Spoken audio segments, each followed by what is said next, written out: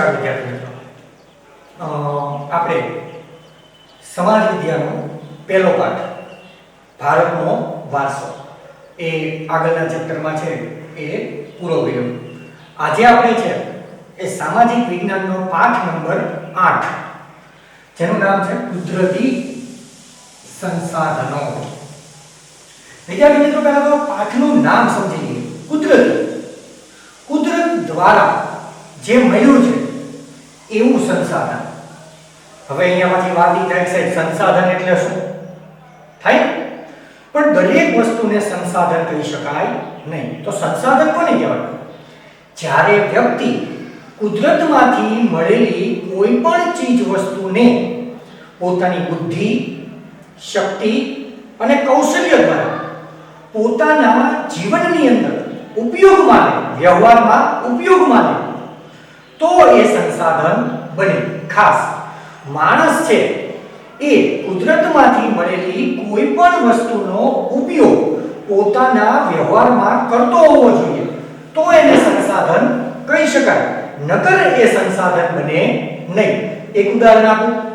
કુદરતમાં એવી ઘણી બધી વસ્તુ છે, જેમ કે હું તમને એમ કહું કે કુદરતમાંથી મળતા માછલાઓ, આપણે તો બનાવવા નથી ગયા, કુદરતમાંથી મળતા માછલાઓ. હવે ઘણા શાકાહારી વ્યક્તિઓ છે, એની માટે એ સંસાધન નથી. કેમ?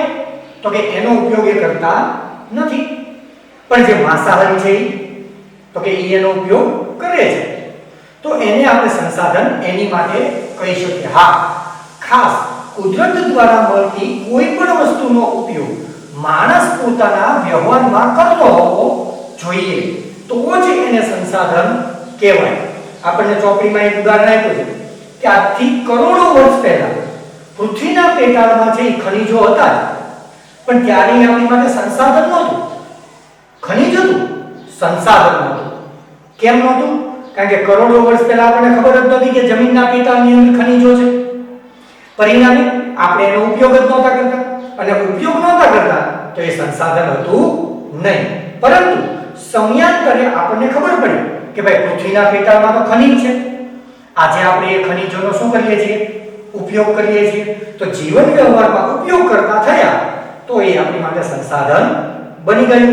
એમ કુદરત દ્વારા જે મળે અને જ્ઞાન માનવી પોતાના વ્યવહારમાં ઉપયોગ કરે તો એને સંસાધન કહેવાય. અને કુદરતમાંથી મળેલું છે એટલે એને કુદરતી સંસાધન કહેવાય. એ તો સિમ્પલ છે. તો આવો કંઈક પાઠ આપણે આજે સમજવાનો છે.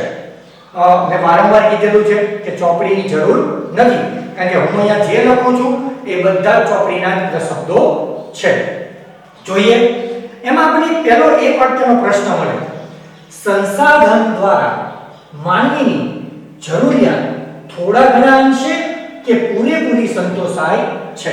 તો પ્રશ્ન કેવી રીતે બને કે સેના દ્વારા માનવીની જરૂરિયાત થોડા ઘણા અંશે કે પૂરેપૂરી સંતોષાય છે?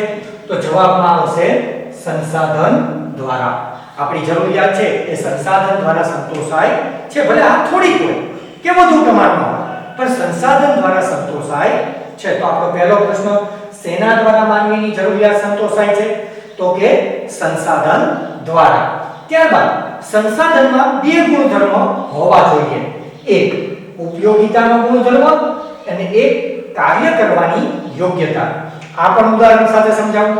જો કોઈ સંસાધનમાં ઉપયોગિતાનો ગુણ ન હોય કે એનામાં કાર્ય કરવાની યોગ્યતા ન હોય તો પણ એ સંસાધન બને જ નહીં. એટલે બે ગુણધર્મ તો હોવા જ જોઈએ. ઉદાહરણ તરીકે આપણી પાસે એક ખટારા કાદી પડી છે, ઘણા સમયથી પડી છે, આપણે એને ઉપયોગમાં નથી લેતા. હવે યાદ કરો આપણી વ્યાખ્યા કે માણસ જો વ્યવહારમાં ઉપયોગ જ ન લેતો હોય તો એ સંસાધન કહેવાય જ નહીં. એટલે પહેલો ગુણધર્મ એની ઉપયોગિતા હોવી જોઈએ. કાર્ય કરવાની યોગ્યતા, કાર્ય કરી શકવી જોઈએ. હવે આપણે ઉપયોગમાં તો લઈએ છીએ પણ એ કોઈ કામમાં જ નથી આવતું, તો પણ એ સંસાધન બનશે નહીં.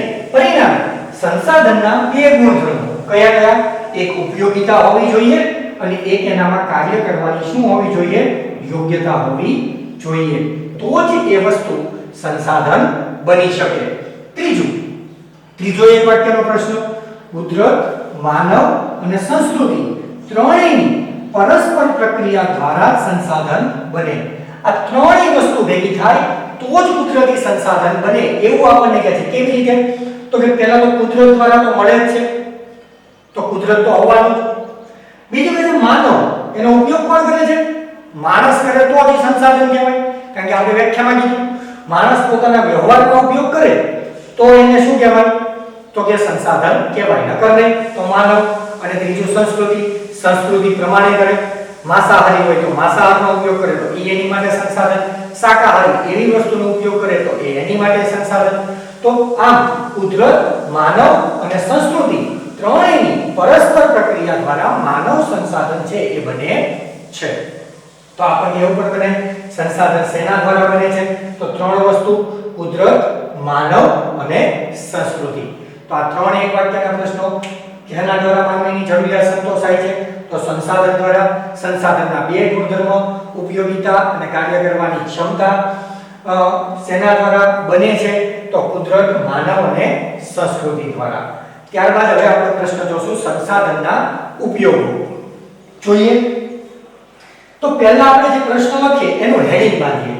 તો પહેલું જ લખવાનું સંસાધનના વિવિધ ઉપયોગ છે. હવે વિવિધ એટલે કયા કયા એ પછી જોશું, પણ આવું લખી તો નાખીએ કે સંસાધનના વિવિધ ઉપયોગો છે. સામાન્ય લાઈન છે. માનવ જીવનના દરેક તબક્કે જે છે એ સંસાધનની જરૂર ઊભી થાય છે. માણસ કોઈ પણ તબક્કે હોય માણસને સંસાધન વગર ચાલતું નથી. કઈ રીતે?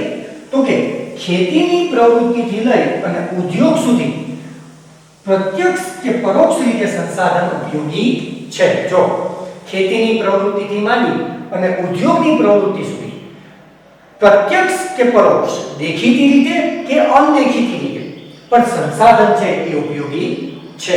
કેવી રીતે? તો કે ખેતીની અંદર છે એ બાજરી, ચોખા, ઘઉં એ આપણું સંસાધન છે. જમીન છે એનો ઉપયોગ આપણે કરીએ છીએ એ સંસાધન છે. એમ ઉદ્યોગની અંદર પણ ઘણી બધી એવી વસ્તુ છે જેનો ઉપયોગ આપણે કરીએ છીએ અને એ આપણું શું છે? સંસાધન છે. સંસાધનનો ફરી એકવાર ત્રણેય મુદ્દા. સંસાધન વિવિધ રીતે ઉપયોગી છે. માનવ જીવનના દરેક તબક્કે તેની ઉપયોગિતા છે. ખેતીની પ્રવૃત્તિથી માંડી ઉદ્યોગ સુધી પ્રત્યક્ષ કે પરોક્ષ રીતે તે ઉપયોગી છે. એમાં એનો પહેલો ઉપયોગ તો કે માણસ ખોરાક તરીકે ઉપયોગ કરે છે સંસાધનનો. તો કાંઈ નહીં, તમારે સાબિત કરવાનું છે કે સંસાધનનો ઉપયોગ આપણે ખોરાક તરીકે કરીએ. બબ્બે રીતે છે વિદ્યાર્થી મિત્રો. માનવીની ખોરાકની જરૂરિયાત કુદરતી સંસાધન દ્વારા સંતોષાય છે. થાય છે? માનવીની ખોરાકની જરૂરિયાત કોણ સંતોષે છે? કુદરતી સંસાધન. જેમ કે બાજરી, ચોખા, ઘઉં આ બધું જ કુદરતી છે. માછલા પણ કુદરતી છે. તો અહીંયા ઉદાહરણ તરીકે શું શું? તો કે કુદરતમાંથી મળતા ફળો, ખેતીમાંથી મળતા પાક, પાલતુ પ્રાણીનું દૂધ, જળાશયના માછલા, મધમાખીનું મધ આ બધું જ કુદરતી છે. અને માણસ એનો શું કરે છે? ખોરાકમાં ઉપયોગ કરે છે.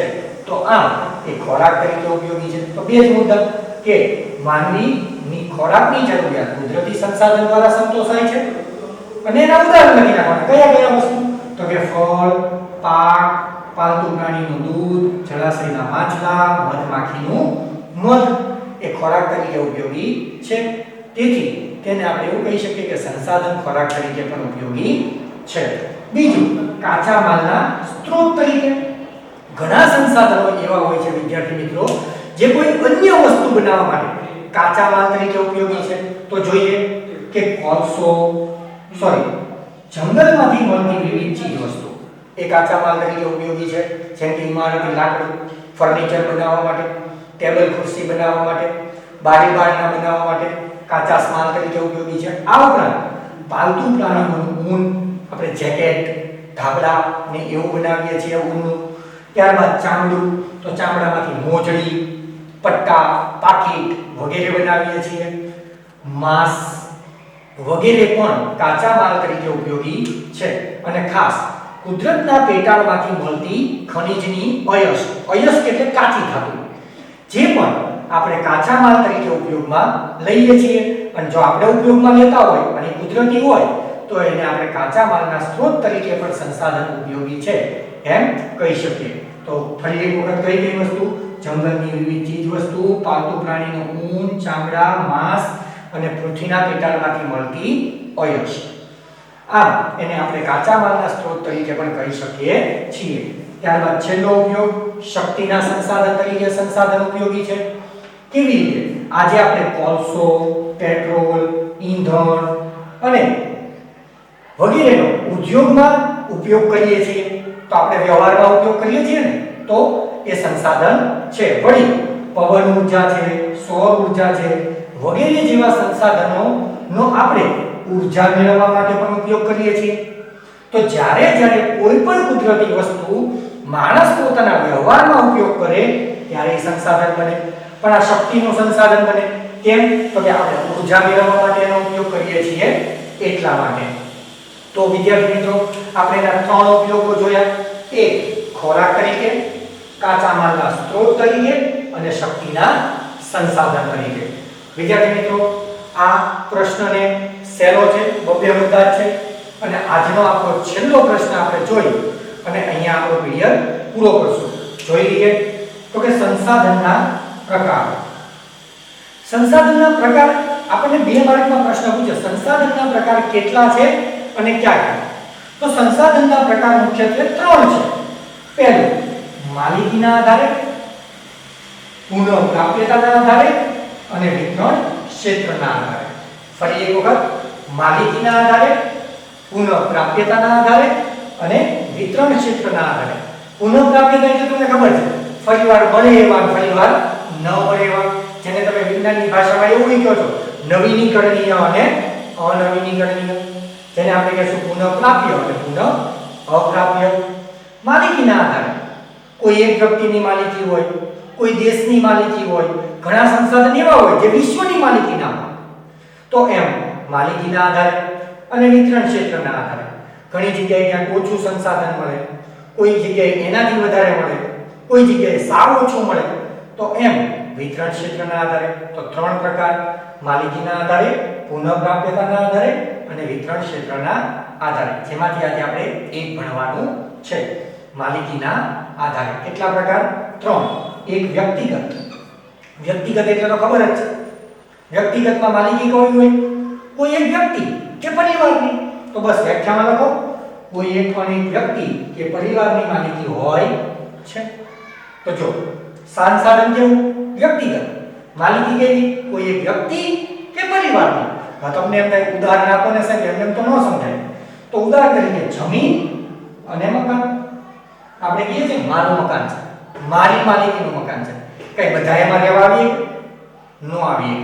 પરિણામે કાં તો એક વ્યક્તિની માલિકી હોય અને કાં તો બહુ તો એક પરિવારની માલિકી હોય, જેને વ્યક્તિગત સંસાધન કહી શકાય. ત્યારબાદ રાષ્ટ્રીય. ઘણું એવું હોય કે જે દેશની માલિકીનું હોય, આપણી પોતાની માલિકીનું નહીં પણ દેશ માટેનું હોય. તો એની વ્યાખ્યામાં જોઈએ. રાષ્ટ્રીયમાં દેશ કે પ્રદેશની સાર્વજનિક સંપત્તિ. જો કેવી? સાર્વજનિક, જેનો ઉપયોગ બધા જ કરી શકે. જેમ કે અહીંયા ઉદાહરણમાં આપ્યું છે લશ્કર અને આંતરરાષ્ટ્રીય વ્યાપાર. એના 2 ઉદાહરણ છે. તમને એમ થશે કેવી રીતે? તો જોઈએ. લશ્કર છે વિદ્યાર્થી મિત્રો. હવે તમારા બાજુમાં પાડોશી હારે ઝઘડો થયો, તમે નરેન્દ્ર મોદીને ફોન કરો કે સાહેબ લશ્કર મોકલો તો 2-3 જણને મારી નાખવા, મારો ઝઘડો થયો છે. આવે? કારણ કે આપણી માલિકીનું નથી. હા, દેશને જરૂર પડે ત્યારે એનો ઉપયોગ કરી શકાય. પરિણામે એ તમારી વ્યક્તિગત માલિકીનું નથી, એ તમે કહો એમ નહીં કરે. હા, જ્યારે દેશ ઉપર કોઈ અડચણ આવશે ત્યારે એ કાર્ય કરશે. પરિણામે એ દેશની માલિકી છે, કોઈ એક વ્યક્તિ માટે એનો ઉપયોગ કરી શકાશે નહીં.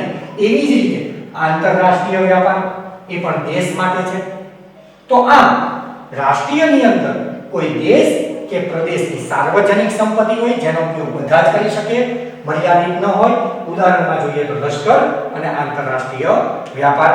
ફરી એક વખત બંને જોઈ લઈએ. વ્યક્તિગતમાં કોઈ પણ વ્યક્તિ કે પરિવારની માલિકી, ઉદાહરણમાં જમીન અને મકાન.